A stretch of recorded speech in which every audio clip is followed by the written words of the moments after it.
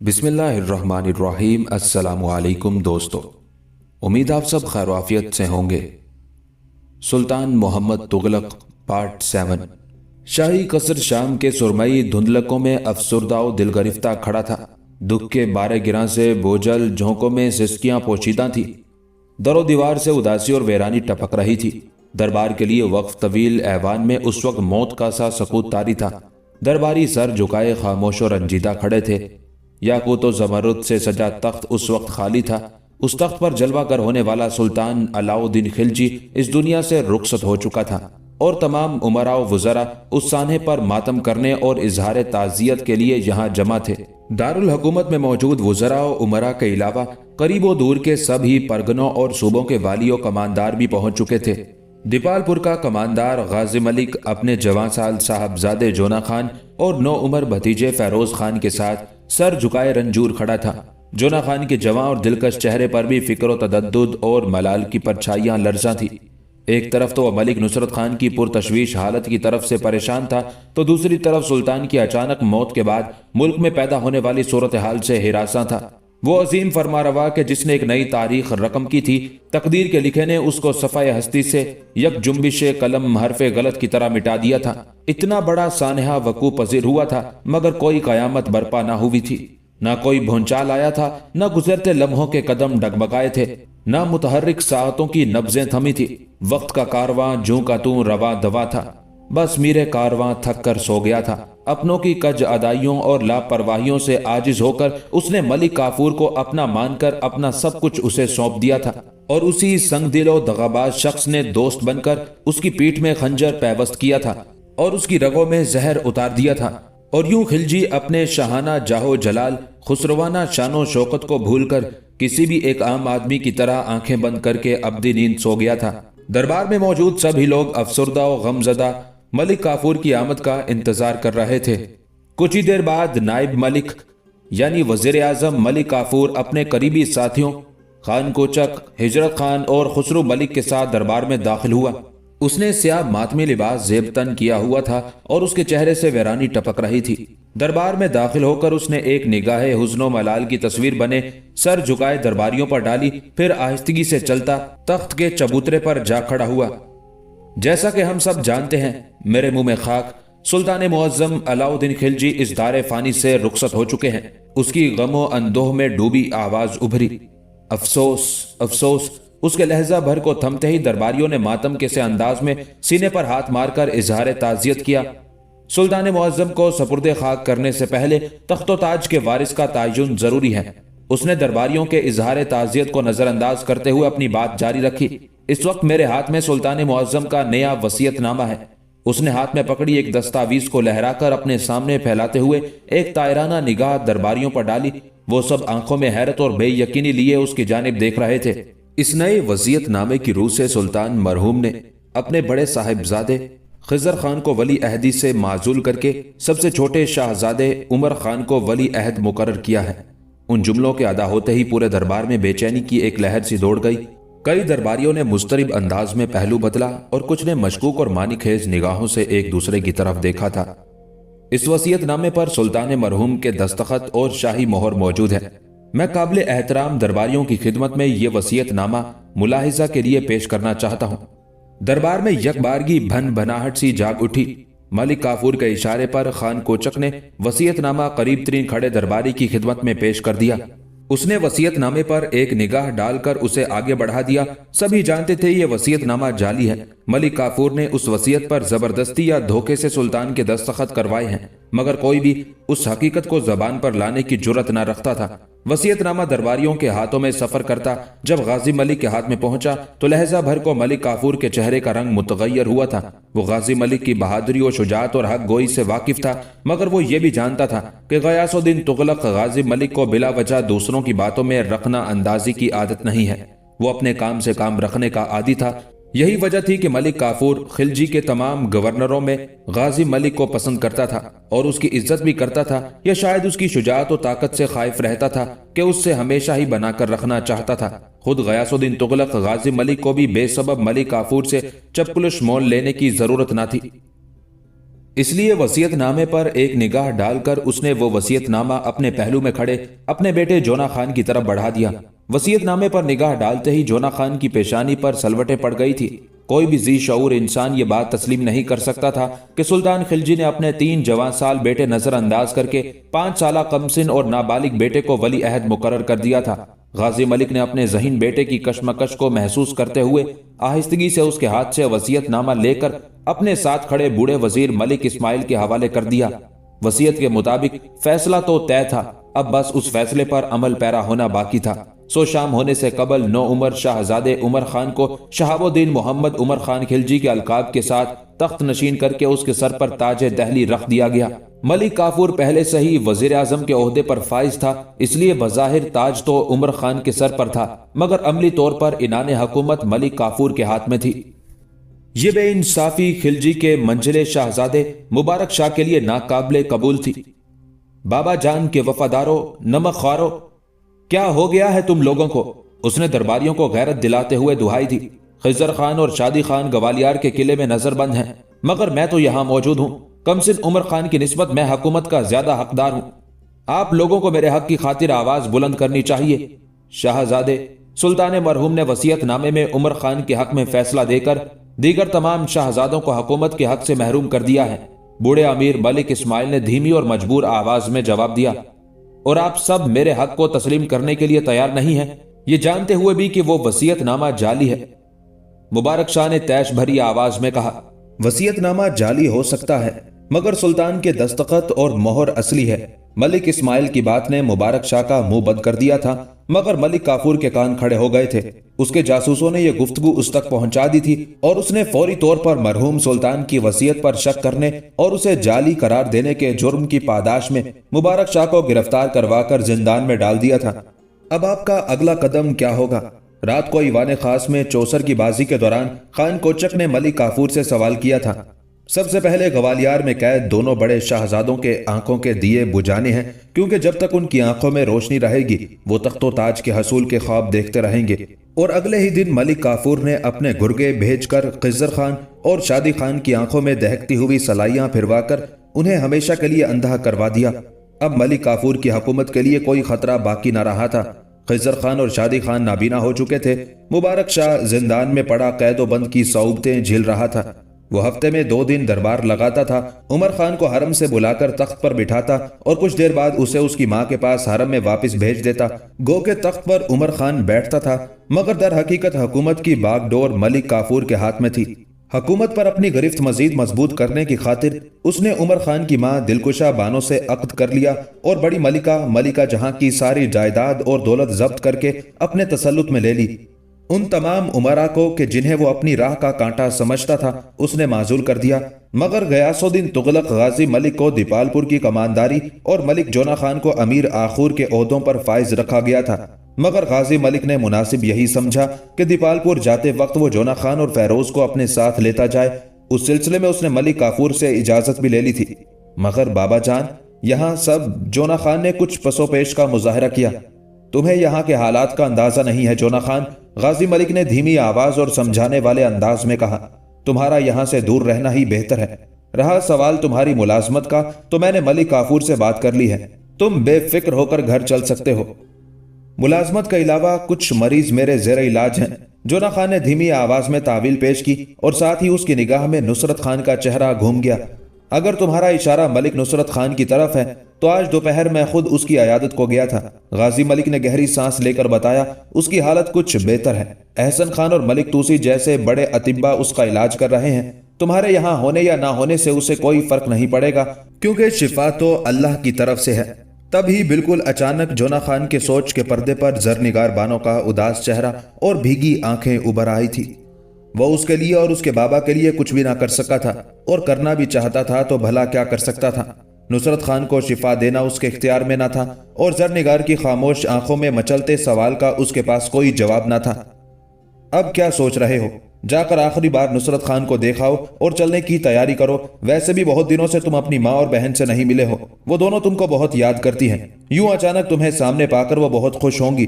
माँ और बहन के जिक्र ने जोना खान को बिलाखिर हथियार डालने पर मजबूर कर दिया और दीपालपुर रवाना होने से कबल उस शाम वो आखिरी बार नुसरत खान को देखने गया था। हमेशा की तरह फेरोज खान भी उसके साथ था। सुना है आप अपने वालिद के साथ दीपालपुर जा रहे हैं? बूढ़े हकीम एहसन खान ने सवाल किया। जी, वालिद साहब की यही मंशा है। जोना खान के जवाब पर पर्दे के पीछे मौजूद जरनिगार का दिल धक से रह गया था। वापसी कब तक होगी? एहसन खान ने मजीद पूछा। अब देखिए, कुछ कह नहीं सकते, दोबारा आना हो या ना हो। ठीक कहते हैं, यह शहर अब शुरफा के रहने के काबिल नहीं रहा, एहसन खान ने जवाब दिया। मगर जरनिगार उसकी बात सुन न सकी, क्योंकि वो तो जोना खान का जवाब सुनकर ही सुन हो गई थी। अपनी जगह जम सी गई थी और जोना खान जाने के लिए उठ खड़ा हुआ था। साथ ही फेरोज भी खड़ा हो गया था। सुनिए, जब वो दालान की सीढ़ियां उतर रहा था तब मेहराबी दर्रों के ऊंचे सतूनों में से एक के पीछे से जरनिगार की धीमी और मुतरन्निम आवाज ने उसके बढ़ते कदम रोक लिए। आपने जाने का फैसला करने से पहले बाबा जान के बारे में सोचा होता? वो सिर्फ आपके सहारे जिंदा है। जरनिगार सतून की आड़ में थी, मगर उसकी दीदार की प्यासी आंखें जोना खान के दिल नवाज चेहरे पर टिकी हुई थी। सहारा तो सिर्फ खुदा की जात का होता है, जोना खान ने जवाब दिया। और जहां तक नवाब साहब के इलाज का ताल्लुक है तो उनके पास एहसन खान जैसे दाना मुआलिज मौजूद हैं। वैसे भी शिफा ऊपर वाले के हाथ में है।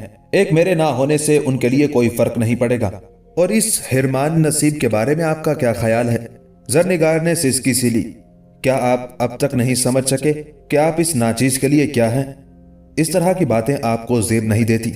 जोना खान ने रुख मोड़कर नाखुशगवार लहजे में जवाब दिया। मुझे आपकी नसीहत की नहीं, जवाब की जरूरत है, जरनिगार ने तिनक कर कहा। आपके सवाल का मेरे पास कोई जवाब नहीं है। वैसे भी अपने फैसले करने पर मैं खुद कादिर नहीं हूं। यह कहकर जोना खान ने रवानगी के लिए कदम बढ़ा दिए। अगर आपका यही जवाब है तो फिर मेरा फैसला भी सुनते जाइए।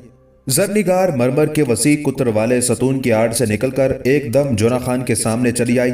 जोना खान ने बेसाख्ता निगाहें उठाई।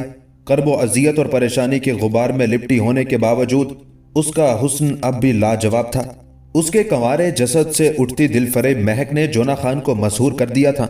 उसकी दिलकश आंखों ने उसे अपने शहर में जकड़ लिया था। वो अपनी जगह साकित और बेखुद सा उसे तके जा रहा था। ये चेहरा सिर्फ आपके सामने बेनकाब हुआ है। अपने चेहरे पर टिकी उसकी आंखों में झांकते हुए जरनिगार ने धीमे मगर सच्चे लहजे में कहना शुरू किया। अब कफन में मलफूफ होने तक यह चेहरा सिर्फ आपकी अमानत है। इस दिल का दरवाजा पहली बार सिर्फ आपके लिए खुला है और मरते दम तक यह आपके लिए खुला रहेगा। आप लौट कर आए या ना आए, मैं आपकी राह तकती रहूंगी। आप कबूल करें या ना करें, मैंने दिलो जान से आपको अपना सब कुछ मान लिया है। अब इस घर और इस दिल में कोई और नहीं आ सकता। मैं मरते दम तक आपके नाम पर बैठी रहूंगी। जोना खान से कई सीढ़ियां नीचे उतर जाने वाले फेरोज ने पलटकर जोना खान की तरफ देखा था। वो जरनिगार को तो नहीं देख सका था, मगर उसकी जज्बों से गुंदी मुतरन्निम और मधुर आवाज उसकी समातों तक पहुंच रही थी। वो हनूज 10 साल का नौउम्र लड़का था, इसलिए तमाम बातों का मफहूम तो नहीं समझ सका था, मगर उसने हर बात बहुत गौर से सुनी थी। तभी नीचे से घोड़े की हिनहिनाहट सुनाई दी थी। उन दोनों को दालान की सीढ़ियां उतरते देखकर साइस उनका घोड़ा आगे ले आया था। आवाज सुनते ही जोना खान जैसे होश में आ गया था। जरनिगार भी एकदम से सतून की आड़ में चली गई थी और वो तेजी से सीढ़ियां फलांगता फेरोज खान के करीब चलाया था। फेरोज खान चेहरे पर हैरत और आंखों में सवाल लिए उसकी सम तके जा रहा था। भाईजान, ऊपर कौन था? मेरा मतलब है कौन थी? उसने हैरत और मासूमियत से सवाल किया। घोड़ा इधर ले आओ। जोना खान ने फेरोज के सवाल को नजरअंदाज करते हुए पेशानी पर फूट आने वाले पसीने को साफ किया और साइस को मुखातिब करके घोड़ा उस जानिब लाने का हुक्म सादिर किया। फेरोज भाई के एक अंदाज से वाकिफ था, समझ गया कि वो जवाब देना नहीं चाह रहा। चुनाचे वो खामोशी से भाई के पीछे चल दिया, जो अब घोड़े की पुश्त पर सवार हो चुका था। फेरोज भी जस्त लगाकर उसके पीछे जा बैठा। घोड़े के मुड़ने तक फेरोज ने एक बार दालान की सीढ़ियों के ऊपर निगाह की, तभी उसे 2 अश्कबार आंखें और एक मायूस और उदास चेहरा दिखाई दे गया था। वो हैरत से उस चांद चेहरे और सितारा आंखों को तकता रहा था। फेरोज का ख्याल था कि जोना खान भी शायद पलट कर देखेगा, मगर उसका ख्याल गलत साबित हुआ। जोना खान पलटे बिना घोड़ा सर पर दौड़ाता निकल गया। घर पहुंचकर भी कई दिन तक फेरोज के जहन पर वो आंखें, वो चेहरा छाया रहा। उसने कई बार जोना खान की आंखों में भी वो चेहरा ढूंढने की कोशिश की थी, मगर उसे वहां एक कामिल सकूत और एक बेरहम बेहिसी के सिवा कुछ ना मिला था। उन दोनों के घर लौट आने की वजह से पूरे घर में खुशी की एक लहर सी दौड़ गई थी।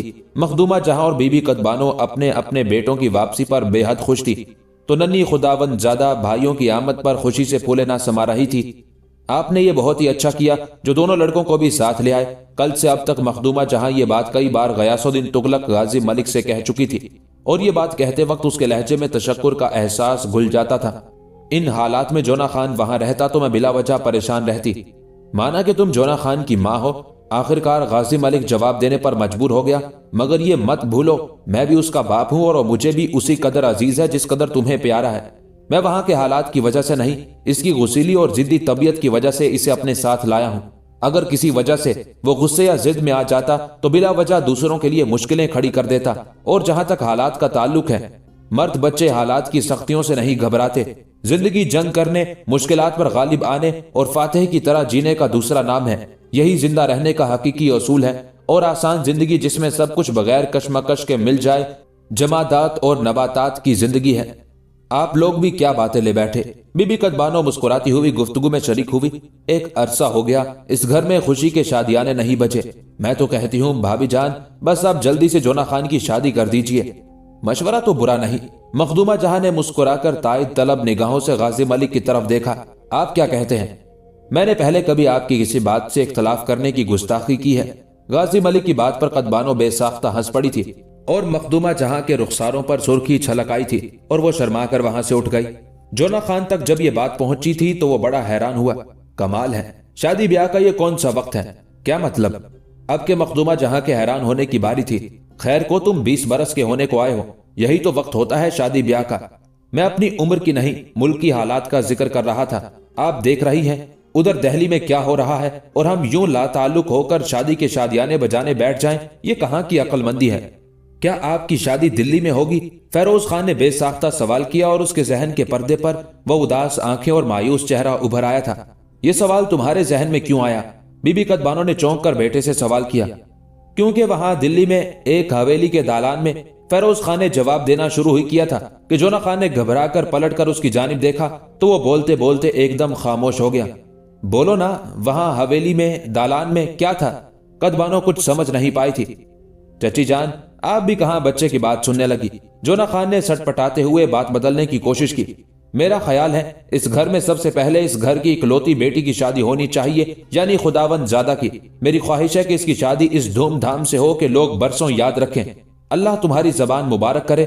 मखदूमा जहां ने दूर खेलती हुई नन्ही बेटी की तरफ देखकर कहा, जब वो वक्त आएगा तो ऐसा ही कर लेना, मगर अभी वो बहुत छोटी है। उसकी शादी के लिए अभी कई साल दरकार है। अभी तो सिर्फ और सिर्फ तुम्हारी शादी की बात हो सकती है। मगर अम्मी जान, अभी मैं शादी के बारे में सोच भी नहीं सकता।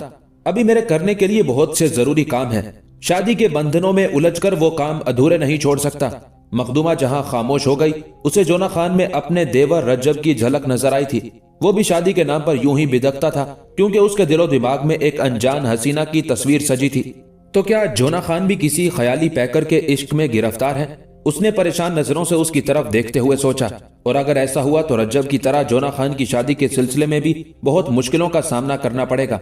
दूसरी तरफ जोना खान सोच रहा था, ऐसा लगता है फेरोज खान ने जरनिगार की बातें सुन ली हैं और शायद उसे देख भी लिया है। अगर ऐसा है तो ये तो बहुत ही बुरा होगा। मुझे फेरोज को समझाकर जबान बंद रखने के लिए आमादा करना होगा। और नो उम्र मासूम फेरोज सोच रहा था, वो लड़की कितनी खूबसूरत थी और उसकी आवाज किस कदर दिलकश थी।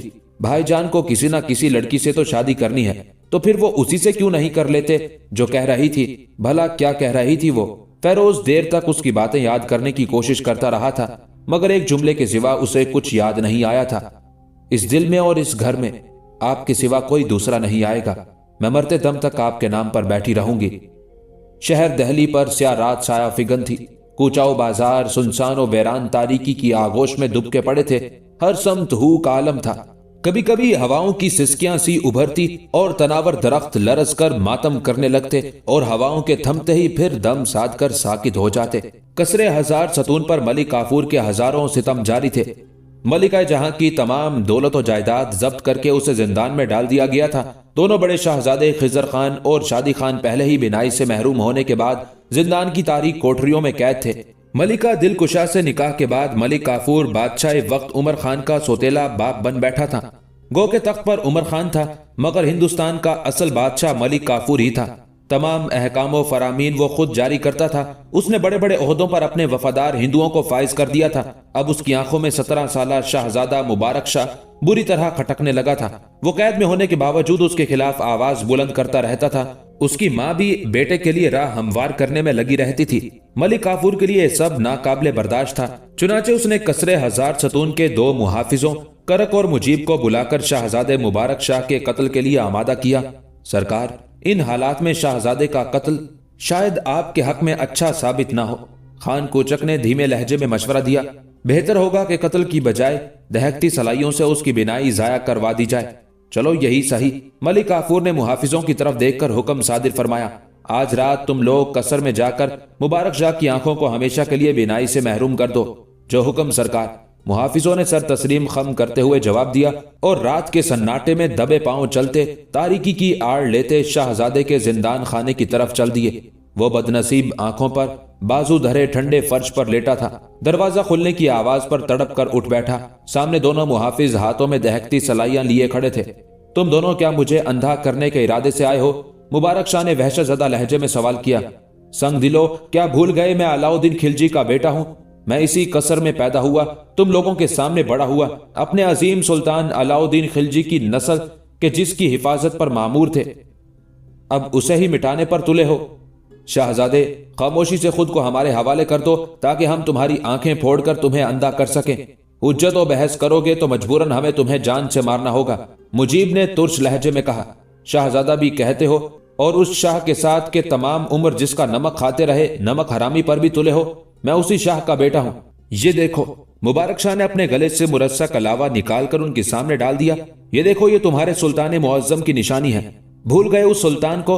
उसकी औलाद के साथ क्या सलूक कर रहे हो? एक गुलाम के कहने में आकर तुम अपनी आकबत खराब कर रहे हो। अगर बादशाह की रूह के सामने सुरखरू होना चाहते हो तो ये खंजर लेकर जाओ और उस बदबख्त मलिक काफूर के सीने में उतार दो। मुबारक शाह के कलाम ने मुहाफिजों पर जादू का सा असर किया था। वो मुरस्सा का लावा देखकर कांपने लगे। उनकी आंखों से आंसू जारी हो गए थे। वो काफी देर तक शाहजादे के सामने हाथ जोड़े खड़े रहे, फिर तेजी से बाहर निकल गए। बाहर निकलकर उन्होंने कुछ और मुहाफिजों को भी अपने साथ शामिल कर लिया। फिर सब ने मिलकर एक एक करके कसर के तमाम दरवाजे बंद कर दिए और खंजर और तीरों तुफंग लिए मलिक काफूर के कमरे की तरफ रवाना हो गए।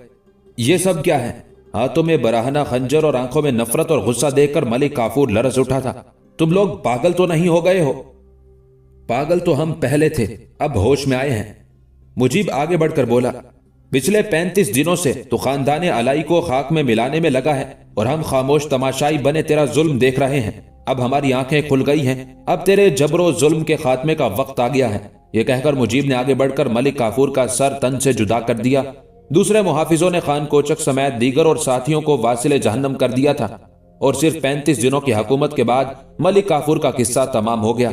मलिक काफूर के कत्ल के बाद उमरा ने शाहजादा मुबारक शाह को कैद से निकालकर नाबालिग सुल्तान शहाबुद्दीन उमर का नायब मुकर्रर कर दिया। मुबारक शाह ने चंद दिन तो बरादर खुर्द की नियाबत की, फिर कुछ उमरा को अपने साथ मिलाकर शहाबुद्दीन उमर खान की आंखों में सलाइयां फिरवाकर ग्वालियर के किले में कैद कर दिया, जहां उसके दोनों बड़े भाई खिजर खान और शादी खान बिनाई से महरूम होने के बाद पहले ही से कैदोबंद की सौबतें झील रहे थे। शहाबुद्दीन उमर खान खिलजी की हुकूमत 3 माह 3 रोज पर मुश्तमिल थी। उसे तख्तो ताज से महरूम करके मुबारक शाह सुल्तान कुतुबुद्दीन मुबारक शाह खिलजी के लक़ब से तख्ते दहली पर जलवा अफरोज हुआ। मुबारक शाह का इब्तदाई दौर हुकूमत अमन से गुजरा। उसने अपने वालिद के जारी करदा तमाम अहकामात वापस ले लिए, सियासी कैदियों को रिहा कर दिया, जब्त शुदा जागीरें वापस कर दी और उमरा और नवाबीन में बेशुमार तहाइफ व इनामात और खिताबात बांटे और एक नाइब खास मलिक शादी को, जिसे अलाउद्दीन ने पाला था, अपने इल्तिफात से सरफराज करके खुसरो खान का खिताब दिया और उसे मनसबे वजारत पर फाइज कर दिया। खुसरो खान की सोहबत ने मुबारक शाह को शराब नोशी और अय्याशी की तरफ रागिब कर दिया था। अब उसका काम सिर्फ रक्सो सरूर की महफिलों में हाजिरी रह गया था। उसका दरबार मस्खरों, तवाइफों और भांडों का अड्डा बन गया था। रियाया भी तकलीद में पीछे ना रही। जैसा राजा वैसी प्रजा के मिज़दाक हर शख्स बेहयाई और ऐश परस्ती के गिरदाब में घिरता चला गया और केकबाद का जमाना फिर से लौट आया। उन्हीं दिनों देवगरी के वाली रामदेव के दामाद हरपाल देव ने अलम बगावत बुलंद कर दिया। قطب الدین مبارک شاہ نے خسرو خان کے ساتھ مل کر دکن پر حملہ کر دیا اور ہرپال کو قتل کرنے کے بعد خسرو خان کو تلنگانہ اور مرورہ کی طرف روانہ کر دیا، جہاں پر اسے خاطر خواہ کامیابی ہوئی۔ سلطان مبارک شاہ اپنے لشکر کے ساتھ فاتحانہ انداز میں دہلی کی جانب رواں دوا تھا۔ دہلی سے 10 فرلانگ کے فاصلے پر رات سر پر آ جانے کے باعث روانگی موقوف کر کے خیمے نصب کر دیے گئے تھے۔ مبارک شاہ اپنے خیمے سے جب حرم کی طرف جا رہا تھا تو تب ہی ایک شخص ننگی تلوار لیے اس پر لپکا تھا۔ اس سے قبل کہ اس کی تلوار سلطان کا سر تن سے جدا کرتی، اس کے نمک خوار خادم نے پھرتی سے حملہ آور کو بے بس کر کے اس کی تلوار چھین لی تھی۔ حملہ آور سلطان مبارک شاہ کا چچیرا بھائی اسد الدین تھا اور سلطان کے قتل کی اس سازش میں اس کے بھائی خضر خان اور شادی خان بھی شامل تھے، جو اس وقت گوالیار کے قلعے میں مقید تھے۔ سلطان مبارک شاہ نے اسی وقت نہ صرف اسد الدین بلکہ اس کے اہل و عیال اور عزیز و اقارب جو زیادہ تر دہلی میں مقیم تھے سب کے قتل کا حکم صادر کیا۔ ساتھ ہی اس نے اپنے تینوں بھائی خضر خان، شادی خان اور شہاب الدین عمر خان کے قتل کا بھی پروانہ جاری کر دیا۔ تینوں بھائیوں اور سازشی اسد الدین کے خاندان کے ایک ایک فرد کو قتل کر دینے کے بعد اب اس کی بادشاہت کی طرف للچائی ہوئی نگاہ ڈالنے والا کوئی بھی باقی نہ بچا تھا۔ ہرپال دیو کی بغاوت کے بدترین انجام نے دیگر باغیوں کے دل میں بھی سلطان کا خوف بٹھا دیا تھا۔ اب سلطان مبارک شاہ کی مطلق العنان بادشاہت کے لیے کوئی خطرہ نہ تھا۔ طاقت، دولت اور شراب کی مستی نے اس کے دل و دماغ میں تکبر بھر دیا تھا۔ وہ خود کو سب سے برتر تصور کرنے لگا تھا۔ وہ حکومتی امور اور ملکی معاملات میں کسی کے بھی مشورے کو قبول کرنا تو درکنار، سننا بھی پسند نہ کرتا تھا۔ اگر وہ کسی کی بات سنتا تھا تو وہ صرف خواجہ سرا خسرو خان تھا۔ وقت گزرنے کے ساتھ خسرو خان اس پر بے حد اثر انداز ہوتا جا رہا تھا اور رفتہ رفتہ تمام حکومتی امور خسرو خان کے ہاتھ میں آتے جا رہے تھے۔ یہ صورتحال امراء کے لیے تشویشناک تھی۔ وہ محسوس کر رہے تھے کہ خسرو خان سلطنت دہلی کے لیے دوسرا ملک کافور ثابت ہونے والا ہے۔